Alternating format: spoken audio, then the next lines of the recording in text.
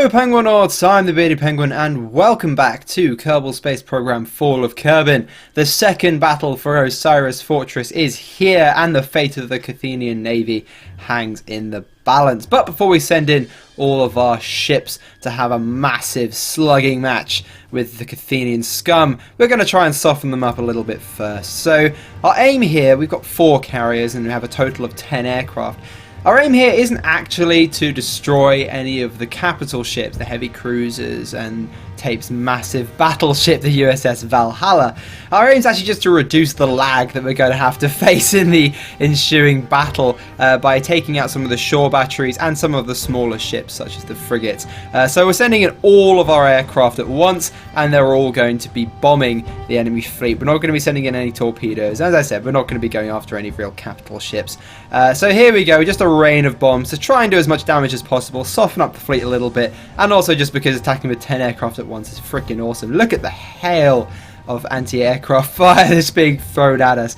Pretty impressive. The USS Valhalla is a very, very impressive ship. Also, it's got some pretty deadly secondary batteries, which work very well as anti-aircraft guns. But there we go, 10 1,600-pound bombs going in to do as much damage as possible, and quite a lot of them find their mark, as you can see.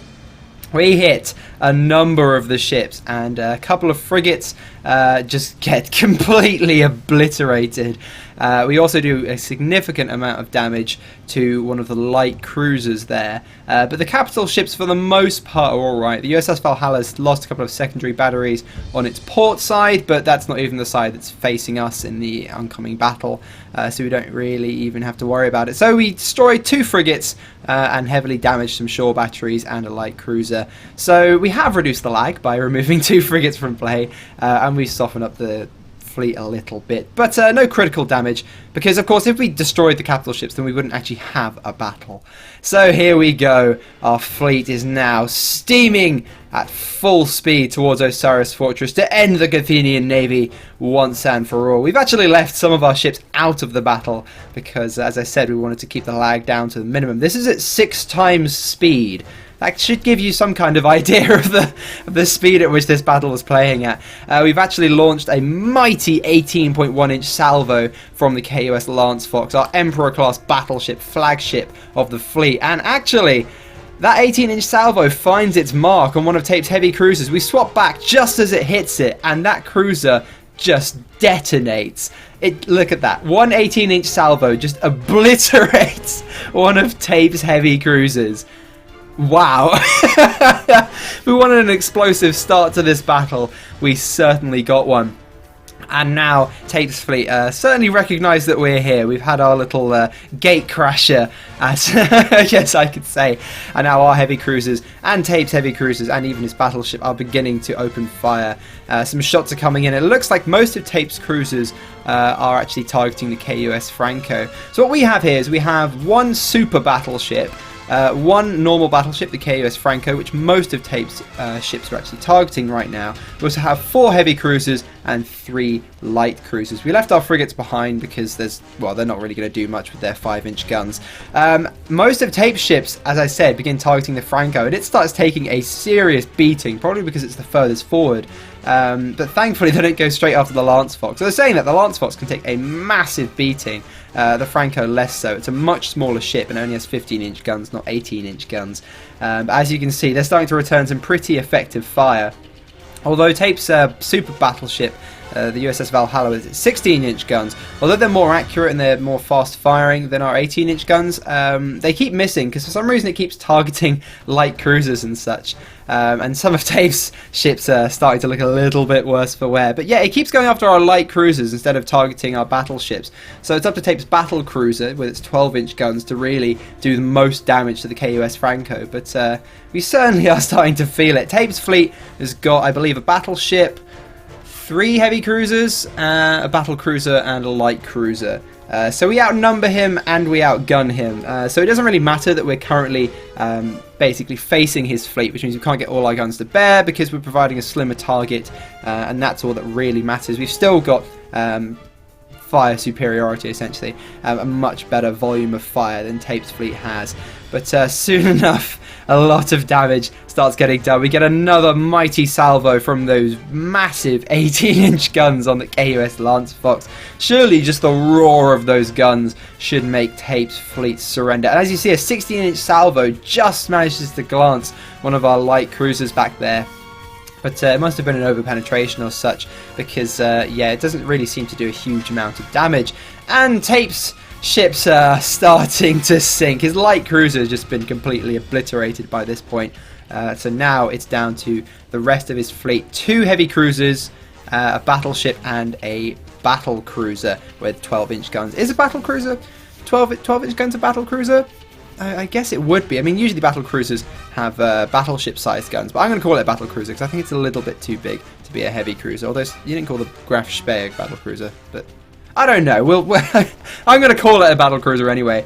Either way, the KOS Franco is starting to take a significant beating, and it is looking very worse for wear. The entire bow of the ship has been blown off, but Tape's fleet's taking considerably more damage. His battle cruiser has now been sunk. But unfortunately, the KUS Franco cannot last much longer. Its entire front has been taken off. It's listing forward. It's starting to sink. And finally, a salvo goes in and finishes it. The KUS Franco completely obliterated. It's a shame. I was hoping, actually, that we could have completed this without losing a single ship. I was really hopeful that we could have. But no, Tape's fleet, even though we outnumber them and they're demoralised, they're certainly not without teeth. The kitty has claws, and certainly the KUS Franco isn't the only ship in their sights. They line up on the KUS Tile Gnome, and it gets hit by an 8-inch salvo, and it similarly blows up. Not a single survivor, almost certainly. Like, the entire ship just detonated. It didn't sink, etc. Like, even like that light cruiser that we fired at, and then sank one of Tape's fleet, in Tape's fleet earlier. It actually sank to the bottom of the harbour. But no sinking, no chance for anyone to get to life rafts or any such luck. No, just completely obliterated. But we soon get our revenge. The USS Mayfair and the USS Fortitude both blow up at the same time, literally within seconds of each other. An 18-inch salvo hits the Mayfair, and a bunch of other salvos, most of our 8-inch salvos and such, hit the USS Fortitude. And now all that is left is the USS Valhalla. Tape's basically Iowa-class battleship, and that is all that is left. It is a mighty ship, though, and it can take a hell of a beating. Look at the hail of fire that's just raining into this thing, mostly from our light cruisers with 5-inch guns, so they're not doing much damage, but just the volume of fire that is hitting this goddamn ship, and it really resists for a long time. It's returning pretty effective fire with its 16-inch guns, and it actually almost sinks another one of our heavy cruisers. Just look at that. It's just completely consumed by smoke, and unfortunately it does almost sink a second one of our heavy cruisers, but thankfully it can't hold up against that volume of fire for much longer, and soon enough it takes a final hit and it is vanquished. Osiris Fortress is ours. The Kerthenian Navy is no more, and there you have it, everybody. Kruolan is victorious. Kruolan rules the waves. There is one shore battery left, so we just put an end to it with one salvo from the Lance Fox. There we have it. The Lance Fox and 3 heavy cruisers and 3 light cruisers sailing victorious into the harbour to get some pretty well-needed rest and some well-needed repairs.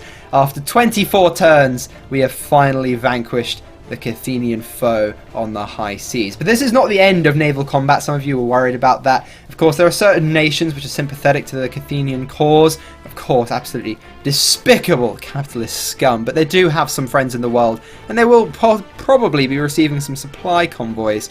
And, well, they're not going to sink themselves, are they? So we might have to build a bit of a pirate ship, maybe a Graf Spee with some 11-inch guns. And, well, they're certainly not going to be unprotected. So naval combat will not be ending. So we'll give Tape a bit of a chance to gain some more supply units, and we'll have some convoy battles, I'm sure. Anyway, now that the naval war is won, it's time to turn our attentions back to the ground war. Tape managed to retake Kerthenia's Valley last turn by the skin of his teeth. But he is spread very thin right now, and he has very few supply units to spare, so he couldn't afford to build any anti-aircraft guns. So he's got 3 medium tanks just sitting there, begging to get strafed. So we're launching a KT-2 Vulture aircraft, now equipped with 40mm Vickers cannons and a 500-pound bomb, to hopefully smash these tanks so we don't even have to engage them on the ground. We can just obliterate them from the air and then hopefully just stroll straight in with the tanks that we have already prepared at our forward operating base. And after the beating Tape's Air Force took last turn, I think we're pretty close to gaining air superiority at this point. So hopefully we'll be able to defend it. Also, our supply chain has actually caught up to us now, so we have spare supply units lying around. So if we roll into Kerthenia's Valley, we can actually build anti-aircraft guns, unlike last turn, which proved to be crucial because Tape's bomber, well, blew itself up. So we actually managed to take out most of our tanks via strafing. If we'd had anti-aircraft guns, even just 20mm, that could have been avoided. But unfortunately we took a bit of a dangerous gamble last turn in a bid to end it early. But here we go, our bomb doesn't actually do much, so we're going straight in with the 40mm Vickers cannons. But unfortunately they don't really do a huge amount of damage. I think these 40mm shells don't actually pack a huge amount of explosives. And the fire rate isn't great, and of course the recoil is massive, so as soon as you fire one cannon, it actually rocks the aircraft so much that the next shot is almost certainly to be wildly off target. So we're not actually being that successful, and we have to fly quite slowly, and this is already a heavy aircraft to start with. It's quite well armoured. So really we're taking quite a risk. We have to fly quite slowly, quite low, and we have to put a lot of shots into these tanks to get any kind of result. And even though Tape hasn't got any anti-aircraft guns, these tanks are not without guns of their own. One of the tanks even got a 50 cal, so we're making sure we don't go too near that. But it's not the 50 cal, it's actually the main gun of the tank that obliterates us. I thought we'd finished the tank. I saw loads of explosions, but unfortunately it was just the internals of the tank, and our aircraft gets blown out of the sky.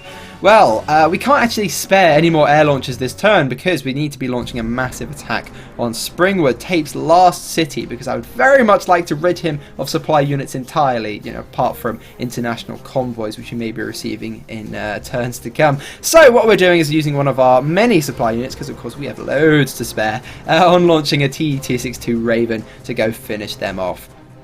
Tape's aircraft proved last turn that 30mm MK-108 cannons are actually exceptional at strafing ground targets, just from the sheer rate of fire and how powerful the cannon rounds actually are. So that's what we're going to attempt. And also, since we're much faster, we're also much harder to shoot down. So this time we have a lot more success in our strafing runs.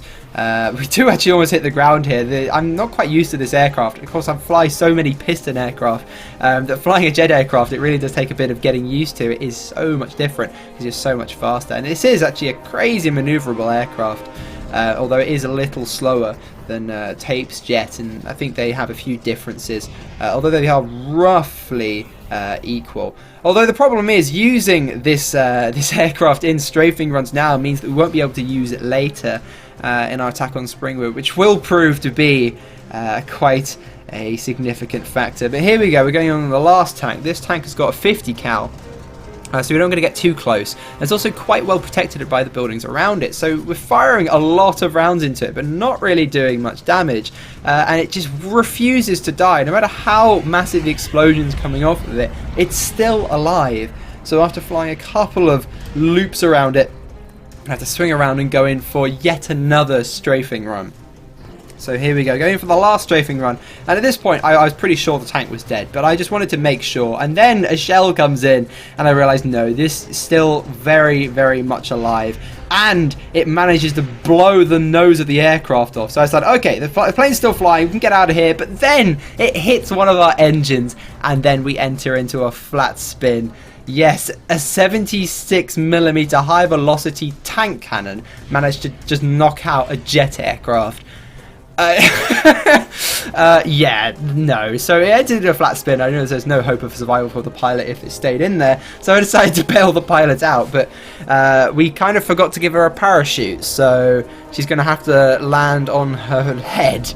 But thankfully she survives. The aircraft, not so much. Yeah, that was a really expensive aircraft, and now I really cannot afford to be sending any more aircraft here, so we are just going to attack with our ground forces. We have 3 Ninias and a single Adder, but that tank should be pretty damaged, so we're just going to roll in with a single Ninia and try and deal with it like that. So just before the sun sets, we decide to send our tanks forward and see if we can finish this goddamn tank off and re-secure Kerthenia's Valley. Kerthenia's Valley is going to be contested for quite a few turns, I believe, because now we're just sending single turn loads of tanks into it. You know, the Battle of Kursk was a lot of turns worth of tanks. We must have had at least 20-30 tanks in that battle. We lost a lot of tanks then, and then it was just the remainder of the survivors of the Battle of Kursk that actually pushed on to Kerthenia's Valley. So now these are just newly built tanks, and we're going to have a slow trickle of ground forces into Kerthenia's Valley. But hopefully we should be able to take it this turn. I'm hopeful that Tape won't be able to retake it. And yeah, this tank doesn't present much of a challenge. It's lying on its side, and I think it's lost all its ammunition and all of its electric charge and such as well. So we just sit here pumping rounds into it. Unfortunately, it won't die, because the pilot is still alive inside, and I can see that it's still functioning. So I'm just sitting here pumping round after round after round, 57mm rounds into it, and they're just going straight through the tank and not actually killing it. So in the end, I decided to look around to see where actually is the crew capsule in this tank, so I can actually finish it off, because it refuses to die. And I look around, and it's actually right near the back of the tank. So I just decide, okay, you know what, I'm just going to turn off guard mode, because I'm going to be sitting here all day otherwise, and just fire manually. We have slackened the rules when it comes to firing manually now. If you're at close range and your tank just refuses to fire at the right spot or the right thing, then it's fine. The only reason we had the guard mode rule was just so that we couldn't do what Tape did, which was sit at like 5 kilometers out and just snipe out all of your tanks. But anyway, Kerthenia's Valley is finally ours again, and now it is time to crush the final bastion of Tape's civilian population, Springwood. We dropped £10,000 worth of bombs on it, and now all we have to do is £5,000 worth of damage. It has no anti-aircraft guns, but there's a rocket interceptor and a jet aircraft here, and we don't have a single jet aircraft to spare. Of course, we lost the one earlier, so we have to use conventional fighters. We have 8 of them though, so we massively outnumber Tape, but he has vastly superior technology to me.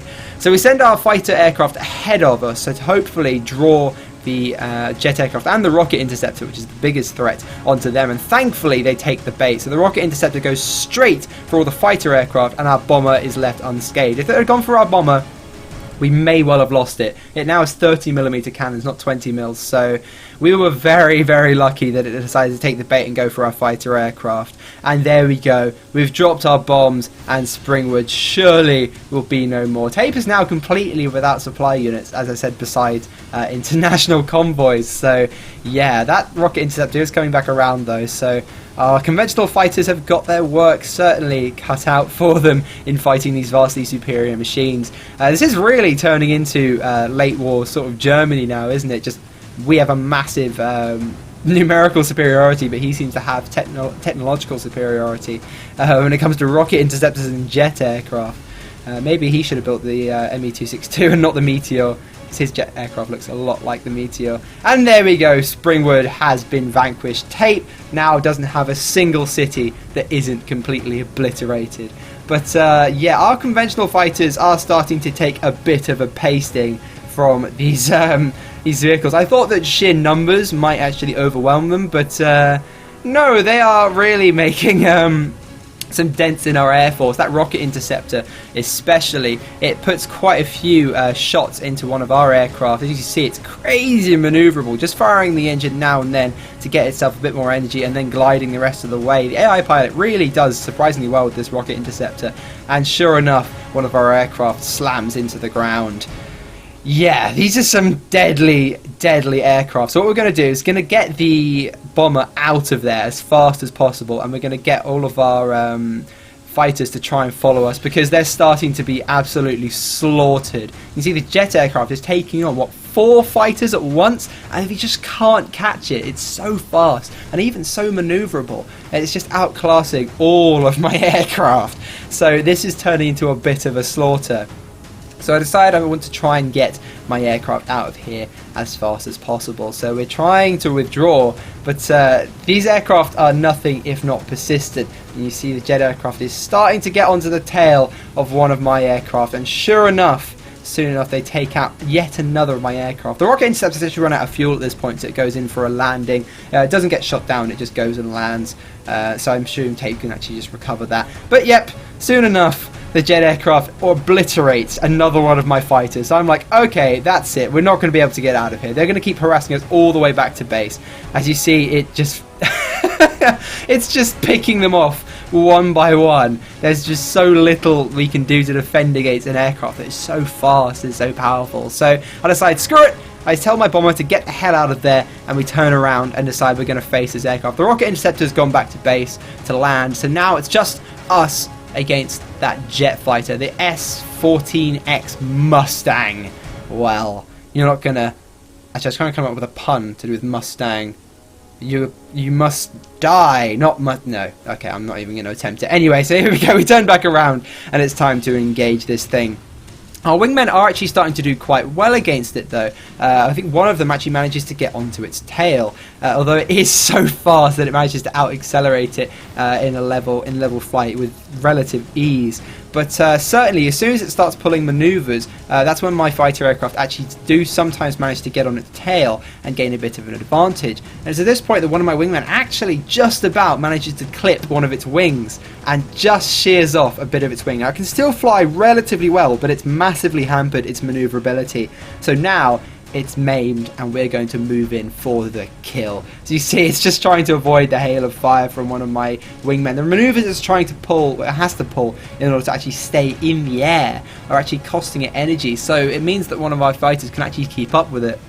And that's the one big advantage of the TE-10 Kite, is that it is a very fast aircraft. Tape's conventional fighters certainly outclass it in terms of maneuverability, but in terms of speed, nothing can really match the TE-10 Kite. It is a very, very fast aircraft and an exceptional energy fighter. So really, of all my conventional aircraft, these are the best suited to take on a jet fighter, although it doesn't mean that they're well suited to the task, because we have lost a lot of aircraft. We lost 4 already. 4 aircraft, and we still haven't even shot down a single enemy. So here we go, we're moving in, we're going to try and finish it off, although it is quite badly damaged. So the evasive maneuvers it tries to pull to stop us getting a shot on it actually bring it way too close to the ground, and just as we go in to line up our shot on the jet aircraft, it can't pull out. It enters a flat spin and it smashes into the ground. Unfortunately, one of my pilots goes in for an attack and doesn't realise, and then doesn't pull out until it's too late, and he likewise smashes into the ground. 5 fighter aircraft for a single jet. We lost 5. That was an absolute slaughter. At the beginning of this turn we had air superiority, piece of cake, but now we only have 3 fighter aircraft. So yeah, at least we have anti-aircraft guns. So we have 3 Ninias, 3 20mm anti-aircraft guns, an Adder, and then 3 of our TE-10 Kites defending Kerthenia's Valley. Tape won't have any more jet aircraft, thank God. We've annihilated all of his supply units, so we won't be able to build any more wonder weapons, at least for now. But he could launch 5 fighters next turn, and if he manages to defeat these kites, well, he could go in for strafing runs or bombing runs. So it's once again in the balance as to whether we're going to be able to hold this base. But there we have it. The strategic situation is still looking very firmly in our favour. We've annihilated the Kerthenian Navy, and surely absolute victory is within our grasp. Thank you for watching, everyone. I do hope you've enjoyed. I've been the Baby Penguin. I'm sorry this episode took a little longer, but I was on holiday for 2 weeks. You probably didn't notice because I scheduled a bunch of episodes of Panzer Corps and Hearts of Iron 4 to go up during those 2 weeks. But please do be patient. I am just one guy, and I do have quite a busy life. But again, thank you for watching, everyone, and I'll see you all next time.